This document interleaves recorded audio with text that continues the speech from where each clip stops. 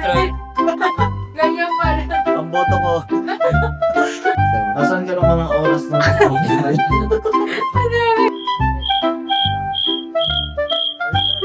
okay naman. Parang ako may interview dito eh. Oo, ganyan. May interview nga. Interview ka. Doing that. Yeah. Wala.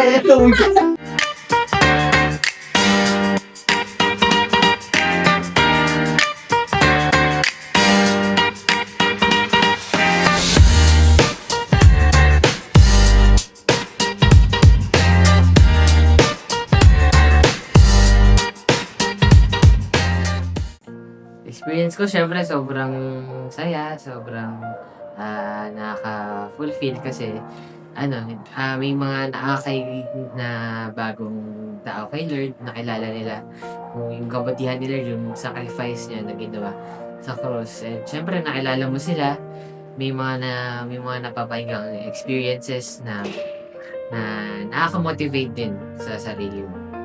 Experience ko is sobrang saya actually. Nag-enjoy ako ng sobra kasi nga, ayun, mahilig nga ako sa sa mga ganong fellowship. Ayun, may mga nakilala kami na bagong youth, may mga na-invite kami na bagong youth. So yun. To be honest, masaya siya, tsaka almost fun. Kasi marami ka natututunan about God more deeply and napapalapit mo yung sarili mo sa Kanya. Yes. My experience in Alpha Batch 1 series is it's fun. And I get to meet new friends along the way. And I get to learn new things as well.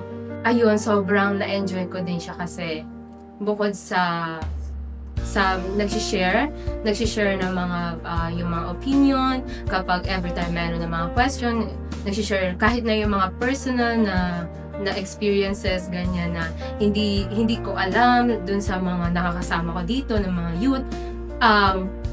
Yung fact na meron din kaming na-invite na iba pang mga youth is sobrang nakakataba na rin ng puso na nakita ko sila na nag-enjoy din. And willing din sila na ituloy pa yung kung ano yung nasimulan. At kung curious kayo sa Alpha Youth Series, And magkaroon ng bagong kaibigan. Tara, sumama na kayo sa second batch. Tara na dito sa Alpha, karoon kami second batch.